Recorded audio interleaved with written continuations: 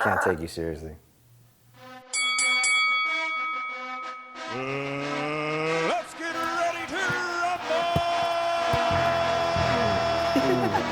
What's up, guys? Welcome back to Talk Tennis. So some of you might remember my good old guest here, Matt Solomon, back from the mixed doubles days.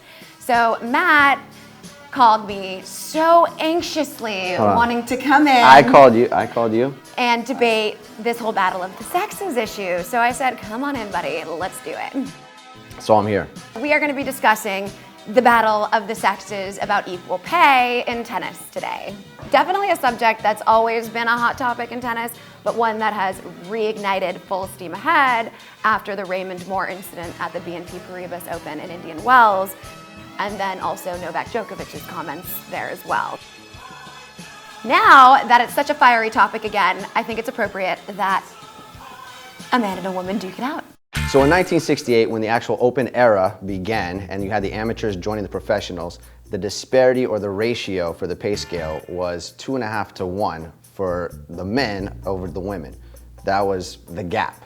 And then you got to 1969 and it went 5 to 1. So in 1969, Billie Jean King won Wimbledon and she won 700 pounds compared to Rod Laver, who won 2,000 pounds. So obviously there was this huge gap as far as men versus women and what the pay grade was. Now it's kind of, I don't know, past that. So it's the opposite end. You're getting paid the money, but you're doing less work on the women's side. Okay, I mean, I very much appreciate you coming in so prepared. Clearly somebody did a lot of Googling last night. And also— Last night, 5 minutes ago. Also, I ago. really appreciate this shirt. Seriously came in for a battle here. We're bringing up the historical pay discrepancy, but at the same time, it still applies today. Because if you put WTA matches next to ATP matches, the women still get paid significantly less than the men do at each individual tournament, at the matching tournaments essentially. Yes, the women get paid the same now at the slams. We've evolved a bit. Are we not just making up for what the women are losing a little bit like the rest of the year? I think that comes under sponsorship. I think that's the onus is on the WTA to maybe do a better job marketing. Obviously they're making less at the smaller venues. The tier 1s are the bigger ones, but the tier 2, tier 3 events, those are the events that maybe a little bit more promotion can be done. Yes, the slams, that's where my gripe lies, is with the slams when you're one of the male players playing 3 out of 5 matches, 3 out of 5 set matches, and then a woman playing 2 out of 3 sets. As a woman, I would think, let me do the exact same. The chairman of the WTA, Stacey Alister, has said multiple times that the women are willing and ready to play 3 out of 5 sets. So it's not the women that aren't wanting to meet the men at that, with that argument. It's the ITF. And so why do you think the ITF doesn't want the women to go up to 3 to 5 sets? When you look at the time of matches, there are plenty of women's matches that span exactly, if not longer, than some men's matches that are 3 out of 5 sets. So typically the women rally more than the men. The men hit more winners. I would be interested to see Serena go, 5 sets against Azarenka. That would be an interesting match to me. And then go the distance and see the drama, the ups and downs, rather than, 1 set apiece and then the 3rd set it's over. Honestly, maybe that would change the women's game. Maybe that would force them to come into the net a little bit more. Maybe, try to end the points a little bit more quickly.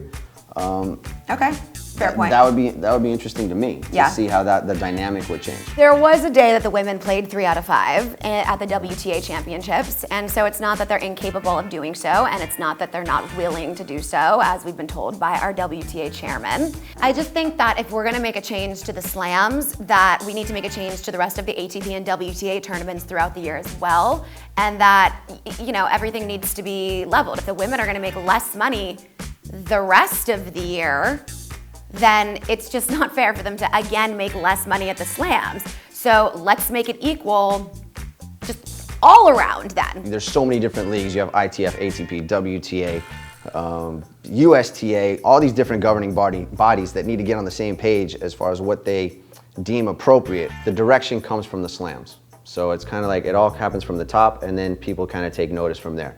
Those are the most publicized, televised events. Everyone pays attention to what's going on with the slams. I think the leadership needs to come from there in order for it to happen all over.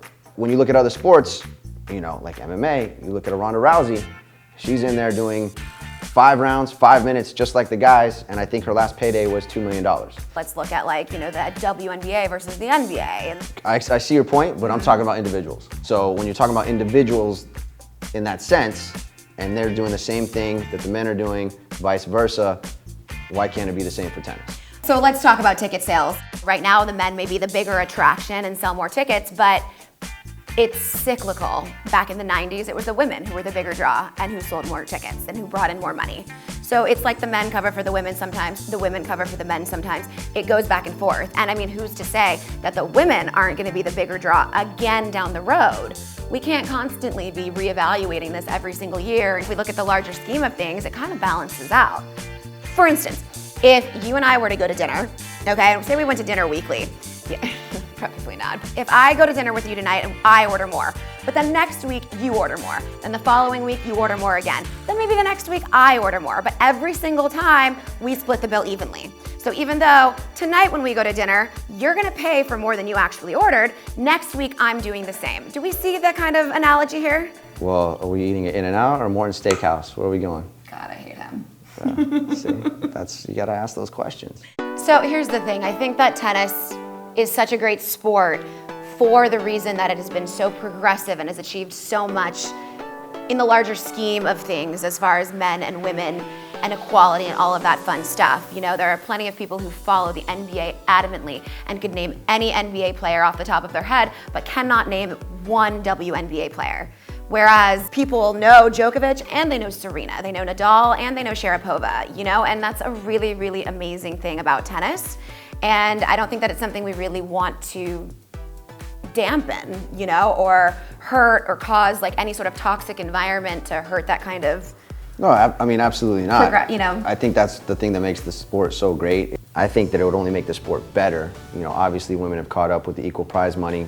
Yes, granted there are certain tournaments where they need to catch up or there needs to be more influx of sales or marketing, all of that. But it is a great sport. I think it only brings more of a draw if you possibly could change the format. The solution to you would be? But for the first week, 2 out of 3 sets. Second week or quarters on, then get to that 3 out of 5 set where the matches are longer. Whatever you think you're going to lose in ad sales or commercials, whatever, you'll make that back. Those matches will go the distance. Those players are quality players, and they're there to win. Yeah. So it's only going to make for more drama and for a more exciting match.